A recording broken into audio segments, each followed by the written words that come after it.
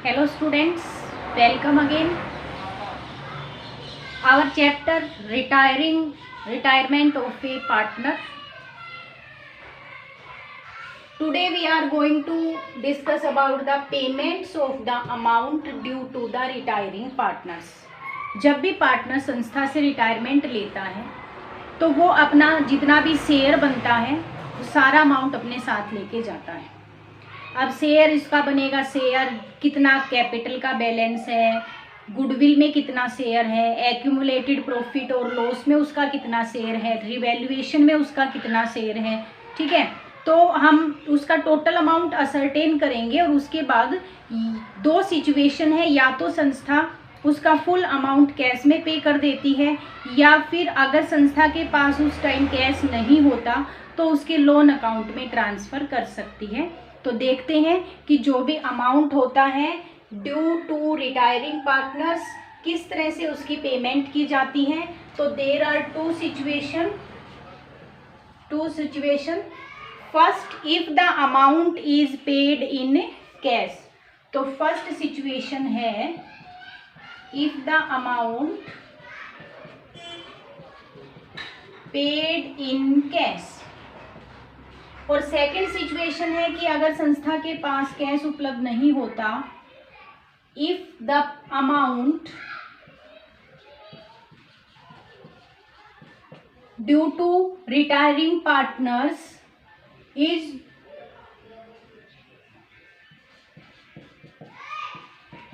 Not paid in cash, और या फिर हम चेक भी बोल सकते हैं, कैश के साथ साथ चेक भी बोल सकते हैं। तो देर आर टू सिचुएशन। अगर संस्था के पास कैश उपलब्ध होता है या बैंक बैलेंस होता है तो जाने वाले का जितना भी अमाउंट ड्यू है संस्था उसी टाइम उसको पेमेंट कर देती है। लेकिन कई बार सिचुएशन ऐसी होती है कि फर्म के पास सफिशिएंट अमाउंट नहीं होता कैश में, या बैंक बैलेंस नहीं होता, तो उस सिचुएशन में अमाउंट पे नहीं किया जाएगा। अगर अमाउंट पे नहीं किया जाएगा तो उसके अकाउंट में उसके जितना भी अमाउंट है लोन अकाउंट में ट्रांसफर कर दिया जाता है। अगर उसी टाइम पेमेंट ना की जाए तो उसके लोन अकाउंट में ट्रांसफर कर दिया जाएगा जितना भी अमाउंट है।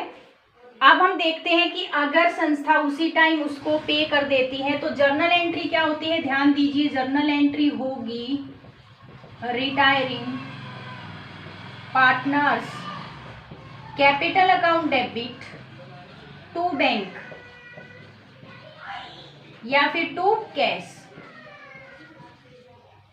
अगर संस्था उसी टाइम भुगतान करती है तो retiring partners capital account debit to cash. लेकिन अगर संस्था उसी टाइम पे नहीं कर पाती तो लोन अकाउंट में ट्रांसफर होता है। और जर्नल एंट्री देखिए क्या होती है, जो भी रिटायरिंग पार्टनर्स है, retiring partners capital account debit to retiring partners loan account, retiring partners loan account transfer कर दिया जाता है उसके लोन अकाउंट में। Amount of loan is repaid to his according to the term of the agreement. अब loan एक साथ चुकाया जाएगा, किस्तों में चुकाया जाएगा, कितने टाइम बाद चुका जाएगा, ये दोनों की एग्रीमेंट के ऊपर बेस है। रिटायरिंग पार्टनर्स और संस्था के बीच में जो एग्रीमेंट होता है रिलेटेड टू द लोन, उसकी टर्म्स पे डिपेंड करेगा।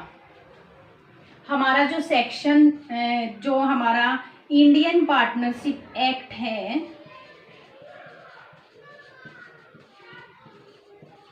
1932, और इसके सेक्शन 37 में कहा गया है कि लोन पे अगर कोई भी एग्रीमेंट नहीं हुआ है, कुछ भी डिसाइड नहीं हुआ है, उस सिचुएशन में अकॉर्डिंग टू सेक्शन 37 इस लोन पे 6% पर एनम के अकॉर्डिंग इंटरेस्ट पे किया जाएगा।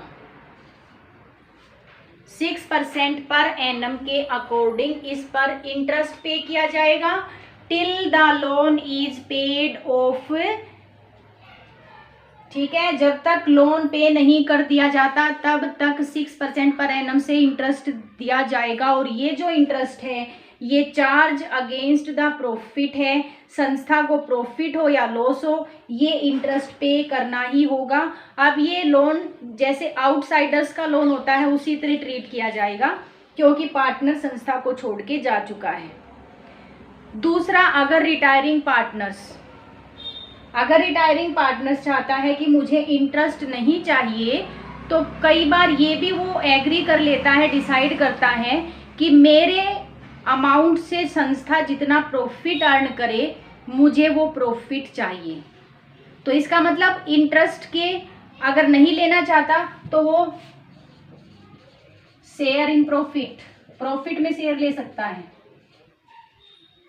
ठीक है, सेक्शन 37 तो कहता है कि 6% से इंटरेस्ट दीजिए अगर कोई एग्रीमेंट ना हो। लेकिन अगर एग्रीमेंट हो गया हो, तो अगर जाने वाला चाहता है कि मुझे तो प्रॉफिट में शेयर चाहिए, जितना पैसा मेरा संस्था में उस पैसे से जितना प्रॉफिट अर्न किया जाए मुझे तो वो प्रॉफिट चाहिए, तो फिर वो प्रॉफिट ले सकता है जब तक कि उसका लोन रीपे ना किया जाए तब तक। तो ये थी देयर आर टू सिचुएशन कि जाने वाले के अमाउंट को या तो उसी टाइम पे कर दिया जाता है या फिर उसके लोन अकाउंट में ट्रांसफर किया जाता है। लोन पे या तो इंटरेस्ट दिया जाता है। अब रेट अगर क्वेश्चन में ना हो तो 6% पर एनम 1932 एक्ट के 37 सेक्शन के अकॉर्डिंग। अगर क्वेश्चन में कोई और रेट दे रखे जिसपे एग्रीमेंट हुआ है तो हम उसके अकॉर्डिंग इंटरेस्ट निकालेंगे। 6% तो हमें तब लेना है जब क्वेश्चन में कुछ भी ना दिया जाए, अदरवाइज ये रेशियो ये ज़्यादा भी हो सकती है। अगर एक बात का ध्यान रखना है, अगर क्वेश्चन में कुछ भी ना कहा जाए कि अमाउंट पे किया है या नहीं किया है, तो हमें मानना है कि पे नहीं किया। अगर क्वेश्चन में कोई भी क्लैरिफिकेशन नहीं है तो आपको मानना है कि अमाउंट कैश या चेक के द्वारा पे नहीं किया गया, तो आपको लोन अकाउंट में ट्रांसफ़र कर देना है। अब इसी सिचुएशन पे हम एक प्रैक्टिकल क्वेश्चन करेंगे। ठीक है, और प्रैक्टिकल क्वेश्चन हम करने जा रहे हैं क्वेश्चन नंबर इलस्ट्रेशन नंबर 33 करने जा रहे हैं। ये ध्यान रखना है, अगर आपको कुछ भी नहीं बताया गया कि कैश में पे किया है या नहीं, तो आपको लोन अकाउंट में ट्रांसफर कर देना है। चलिए अब हम क्वेश्चन स्टार्ट करते हैं। ABC पार्टनर्स हैं, 3:1 रेशियो है। क्वेश्चन से रिलेटेड इंपॉर्टेंट चीजें हम लिख लेते हैं। 3:1 On 1st April 2018 at the beginning of the year, B retire from the firm। B retire हो रहा है, भाई मैं सर्कल लगा देती हूँ B पे, पता चल जाए रिटायर कौन हो रहा है, B रिटायर हो रहा है। और उस दिन बैलेंस शीट है, बैलेंस शीट हम यहीं पे लिख लेते हैं। उस दिन इनकी बैलेंस शीट है, सबसे पहले है क्रेडिटर्स हैं यहाँ पे 30,000, बिल्स पेबल 27,000,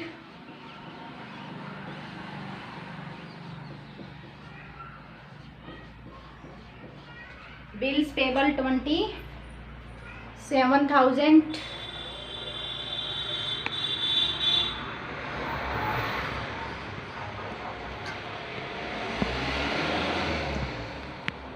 नेक्स्ट, उसके बाद है हमारे expenses owing 45,000,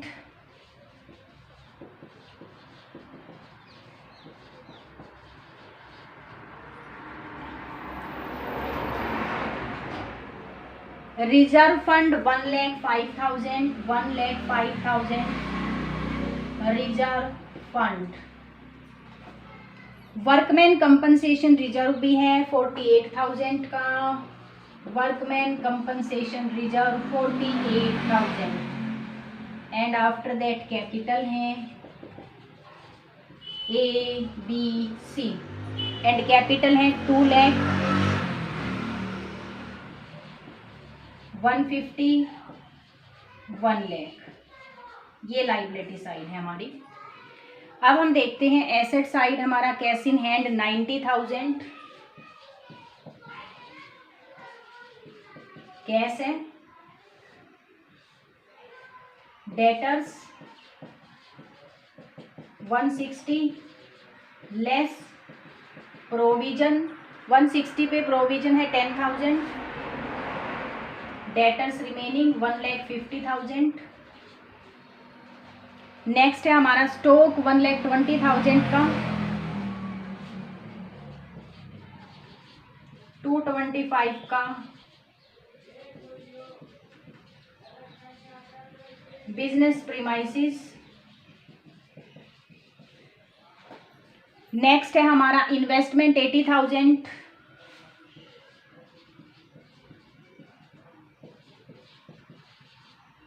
and loose tools है 40,000।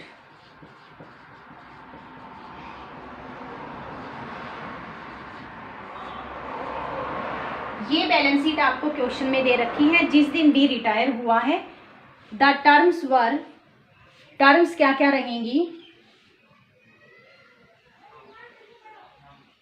Goodwill of the firm, amount नहीं दे रखा, सीधा वैल्यूएशन हमें करना पड़ेगा।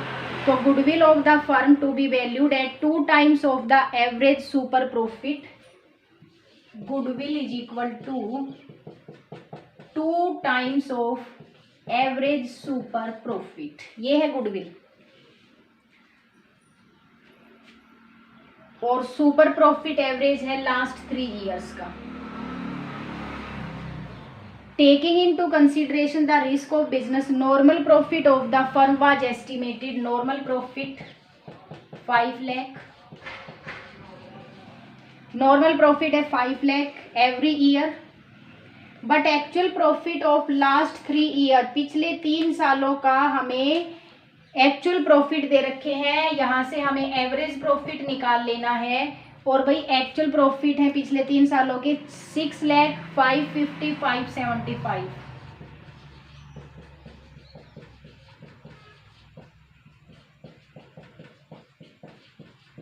आपको एवरेज निकाल लेना है इस तरह से, 6,05,50,000, 5,75,000। जब आप एवरेज निकालोगे आपका आएगा 5,75,000 एवरेज प्रॉफिट। यहाँ से निकाल लो सुपर प्रॉफिट, सुपर प्रॉफिट कैसे निकलता है, average actual profit minus normal profit, ये आ गया आपका super profit 75,000। Average super profit of last 3 year का आ गया है आपका कितना, 75,000, और 75,000 का 2 times है गुडविल, तो निकाल दीजिए गुडविल इज इक्वल टू 75,000 का 2 times, ये हो गया 1,50,000। ये टोटल फर्म की गुडविल है। अब देखते हैं बी जा रहा है, यही निकाल लेते हैं हम, यहाँ पे लिख लेते हैं B share of goodwill.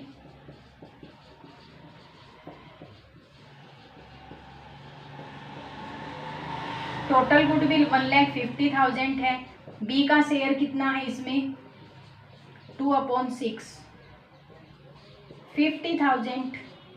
B की गुडविल आ गई है 50,000, ये सब आपको वर्किंग नोट में देना होगा।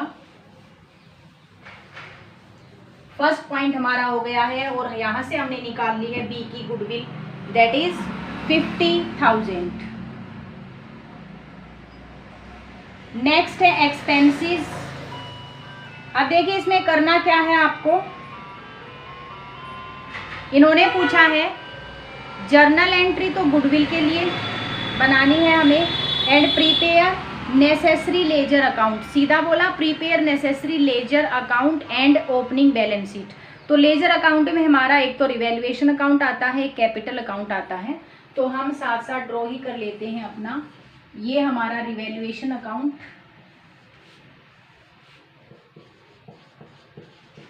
जैसे जैसे क्वेश्चन की टर्म्स पढ़ेंगे सीधा हम अपने अकाउंट्स में एंटर करते चले जाएंगे, ताकि बार बार हमें टाइम वेस्ट ना करना पड़े स्टेटमेंट के ऊपर।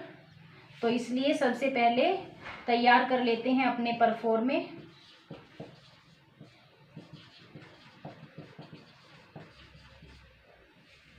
कैपिटल में तो हमें पता ही होता है सबसे पहले क्या लिखना है, बैलेंस बीडी, ये रहा बैलेंस बीडी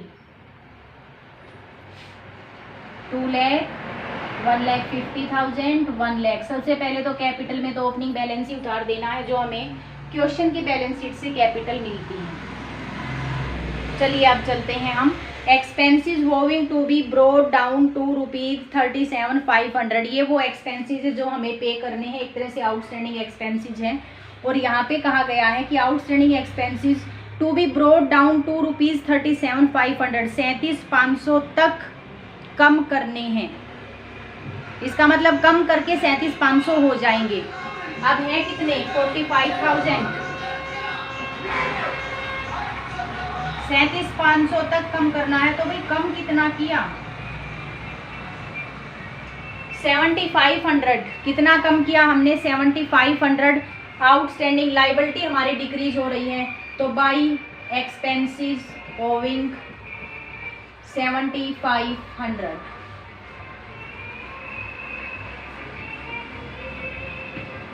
नेक्स्ट पॉइंट है हमारा इन्वेस्टमेंट आर रीवैल्यूड एट 72,000।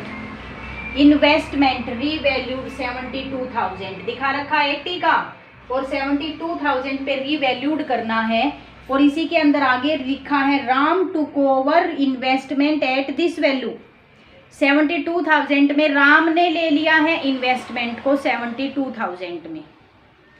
ठीक है, सबसे पहले तो हमने जो इन्वेस्टमेंट है हमारा कम हो गया है 8,000 का, तो रिवैल्यूएशन में तो दिखाएंगे टू इन्वेस्टमेंट 8,000। ठीक है, अब ये अगर राम ने ले लिया है तो राम की कैपिटल अकाउंट में आएगा। ठीक है, अगर पार्टनर एसेट लेते हैं तो पार्टनर्स कैपिटल को डेबिट करते हैं, अगर लायबिलिटी लेते हैं तो पार्टनर्स की कैपिटल को क्रेडिट करते हैं।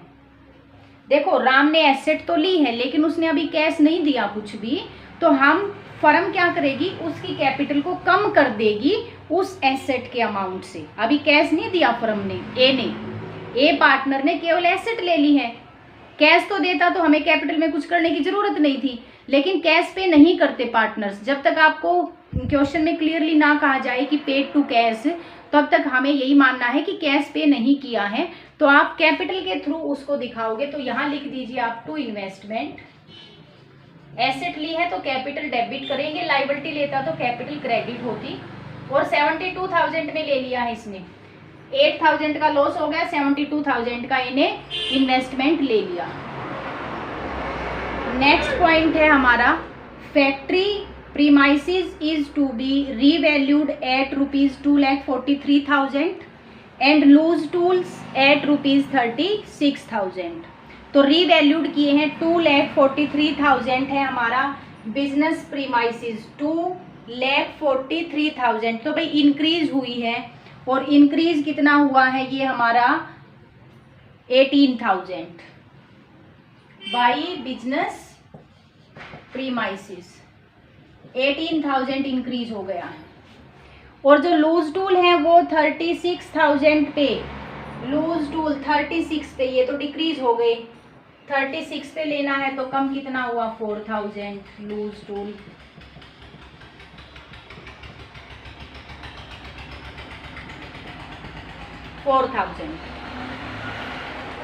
नेक्स्ट पॉइंट है हमारा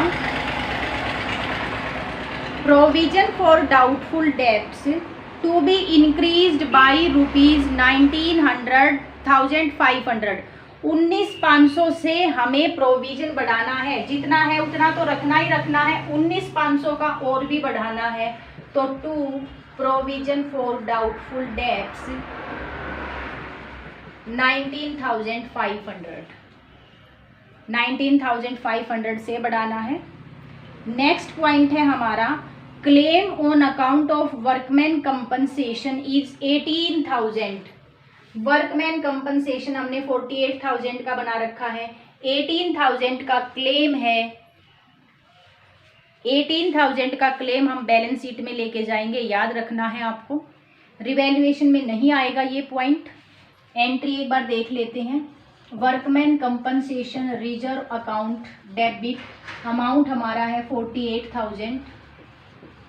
क्लेम के लिए प्रोविजन बना दिया,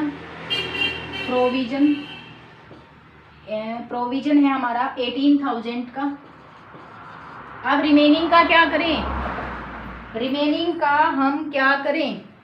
रिमेनिंग को हम कैपिटल अकाउंट में डिस्ट्रीब्यूट कर दें, ऑल पार्टनर्स में कर देते हैं। यहाँ पे बाई यहाँ पे दिखाई दे रहा होगा 2ABC की कैपिटल अकाउंट में डिस्ट्रीब्यूट कर दिया, 30,000 बचा है।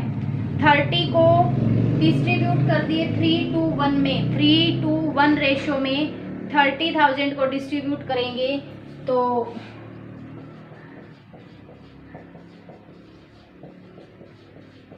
To workman compensation reserve account 15,000, 10,000, 5,000। और जो हमने प्रोविजन बनाया है क्लेम के लिए 18,000 का, ध्यान दें प्रोविजन बैलेंस शीट की लायबिलिटी में दिखाना है, ये याद रखना है आपको। नेक्स्ट पॉइंट चलते हैं। बी जो कि रिटायर हो रहा है, पेड ₹50,000 इन कैश, 50,000 कैश में पे कर दिया उसे। And balance due to him treated as loan carrying interest 6% पर एनम, और बाकी जो पैसा है उसे लोन अकाउंट में ट्रांसफर कर दिया। तो दोनों ही सिचुएशन हो गई यहाँ पे, लोन अकाउंट भी और कैश पेमेंट भी। तो 6% पर एनम के हिसाब से इसमें इंटरेस्ट चार्ज करना है। तो देखते हैं, सबसे पहले रिवैल्यूएशन में जो पॉइंट आ गए थे, अभी इसका बैलेंस निकाल लीजिए, बैलेंस। और रिवैल्यूएशन से हमारा आ रहा है लॉस, और लॉस आएगा आपका 6,000 बाई लॉस। ट्रांसफर कर दीजिए A's capital, B's capital, C's capital, सभी पार्टनर्स में मिलेगा, जाने वाला भी रिवैल्यूएशन में अपना हिस्सा लेगा। तो 3:1 में हम इसे डिवाइड कर देंगे तो 3,000, 2,000, 1,000, 6,000 का लॉस है। इसी लॉस को ले आइए कैपिटल अकाउंट में, तो रिवैल्यूएशन अकाउंट 3,000, 2,000, 1,000। उसके बाद जाने वाला अब गुडविल लेके जाएगा, और गुडविल की एंट्री भी क्वेश्चन में पूछी गई है तो हम एंट्री भी करेंगे। देखिए गुडविल बी की है हमारी 50,000। अब न्यू रेशियो के बारे में क्वेश्चन में कुछ कहा गया है, न्यू रेशियो के बारे में पूरे क्वेश्चन में कुछ भी नहीं कहा गया। अगर क्वेश्चन में न्यू रेशियो के बारे में कुछ भी ना कहा जाए, हम सीधा बी को हटा देते हैं। ए और सी क्या बचा, 3:1, यही तो गेनिंग रेशियो और यही न्यू रेशियो, यही गेनिंग रेशियो, यही न्यू रेशियो। तो भाई हमें गेनिंग रेशियो चाहिए गुडविल के लिए, तो एंट्री हो जाएगी A's capital account debit. Entry पूछ रखी है इसलिए हमें एंट्री भी करनी है। A's capital account debit, C's capital account debit, मिलेगा किसको, जाने वाले को, बीज कैपिटल अकाउंट। कितना मिलेगा, अपना शेयर प्रीमियम कितना, 50,000। 50,000 को आप 3:1 में बांट दीजिए भाई, तो ये हो जाएगा आपका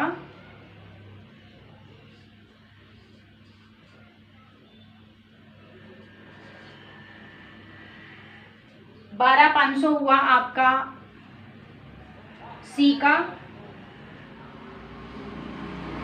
और 37,500 हुआ आपका ए का। 3:1 में हमने 50,000 को बांट दिया। ये है आपकी गुडविल की एंट्री, क्वेश्चन में पूछी गई है तो ये आपको करके दिखानी है। अब इस एंट्री में ए और सी की कैपिटल डेबिट हुई है, तो बेटा डेबिट ए और सी में डेबिट कर दीजिए। अपोजिट कौन सा है, बी, तो क्या लिखें, टू बीज कैपिटल अकाउंट। ए का कितना, 37,500, और सी में है 12,500। ठीक है। अब बी की कैपिटल क्रेडिट हुई है, तो देखिए ये रहा बी का कॉलम, और बी के कॉलम में अपोजिट है ए की कैपिटल 37,500, सी की 12,500। तो यहाँ हमने लिखा बाई एज कैपिटल अकाउंट, यहाँ लिखा बाई सीज कैपिटल अकाउंट, और डाल दिया बी के कॉलम में, और टोटल बी का कॉलम हो गया 50,000 से क्रेडिट। टोटल जो बी है, बी का कॉलम हो गया 60,000 से क्रेडिट। अब देखिए आगे हमारा, इन्होंने कहा है कि बी को 50,000 रुपये तो उसी टाइम पे कर दिया गया है, ठीक है, और बाकी उसके लोन अकाउंट में ट्रांसफ़र कर दिया गया है। तो अब हम अपना टोटल करके, अच्छा सबसे पहले हम बैलेंस शीट पे जाते हैं, क्या कुछ और बांटने के लिए है। अब देखिए हमारा रिजर्व फंड है बांटने के लिए, यहाँ पे देखिए रिजर्व फंड, इसको भी बांट दीजिए बाई रिजर्व फंड, सभी में बटेगा, 3 to 1 में बटेगा। अमाउंट कितना है हमारा 1,05,000, तीनों में बटेगा, और ये हो जाएगा आपका reserve fund 52,500, 35,000, 17,500 reserve fund but गया है। अब देखिए क्या एसेट में कोई लॉस तो नहीं है, नहीं है, ठीक है। अब हम कर लेते हैं अपना बैलेंस निकाल लेते हैं। बैलेंस निकालने से पहले जो बी है, बी को पे कर दो, 50,000 लिखा हुआ है, टू बैंक लिख दो सीधा। अच्छा अब एक और बात आपको याद रखनी है, बैलेंस शीट पे जाइए और बैलेंस शीट पे देखिए कि कैश संस्था में बैंक बैलेंस है ही नहीं 50,000, तो आप एंट्री करोगे कैश के थ्रू, या बैंक नहीं लिखोगे, कैश लिखोगे। टू कैश 50,000 पे कर दिया है बी को, और बाकी बी का बैलेंस सीडी नहीं निकालना, बी तो जा रहा है, जाने वाले का बैलेंस सीडी नहीं निकलेगा, उसके लोन में ट्रांसफर कर देते हैं। तो मैं यहाँ लिख रही हूँ टू बीज लोन।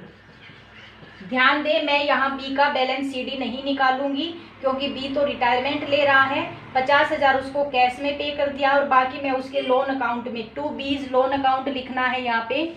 और जब आप टोटल करोगे तो बी का जो लोन है वो आएगा आपका 1,93,000, ये लोन आएगा। अब मैं निकालती हूँ ए और सी का बैलेंस सीडी। बैलेंस सीडी केवल रिमेनिंग पार्टनर्स का निकलेगा, ओनली रिमेनिंग पार्टनर्स, और इनका बैलेंस निकला कैलकुलेशन करने के बाद 1,55,000,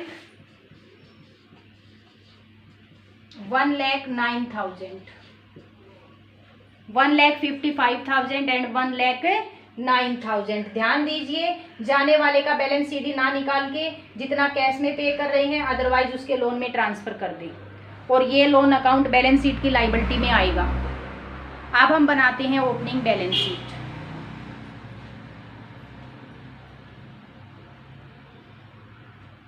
यहां बना लेते हैं अपनी बैलेंस शीट। जब भी पार्टनर्स रिटायरमेंट लेता है तो हमें कैश की एडजस्टमेंट करनी होगी।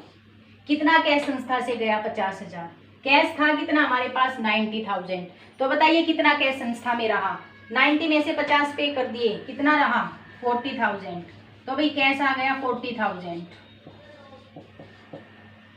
उसके बाद आइए डेटर्स पे, डेटर्स कितने के 1,60,000 के, प्रोविजन 10,000 का तो था, 19,500 का और भी बना दिया, कितना बन गया 29,500, लेस कर दीजिए प्रोविजन में से, कितना बचा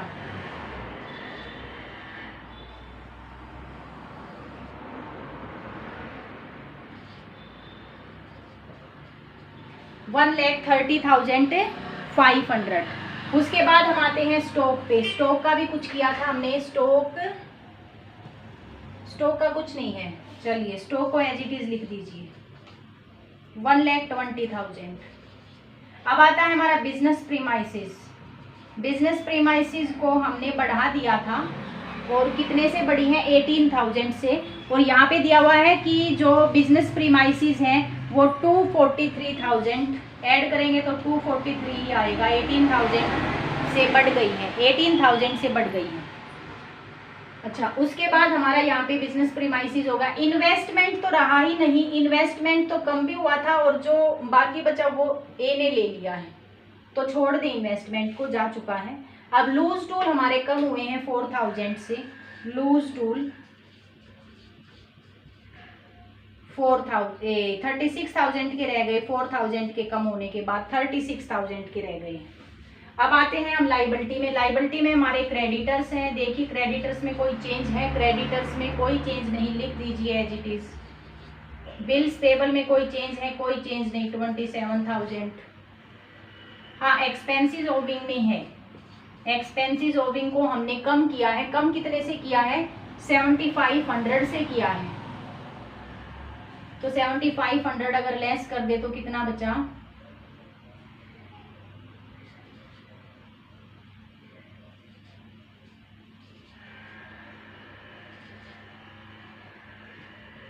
एक्सपेंसिस ओविंग हमारा बचा 37,500। उसके बाद हमारा जो एक बात बताया था मैंने आपको, वर्कमैन कंपनसेशन के लिए जो क्लेम है वो आपको याद दिखाना है। तो क्लेम 18,000 का था, लिख दो यहाँ पे provision for workman compensation reserve.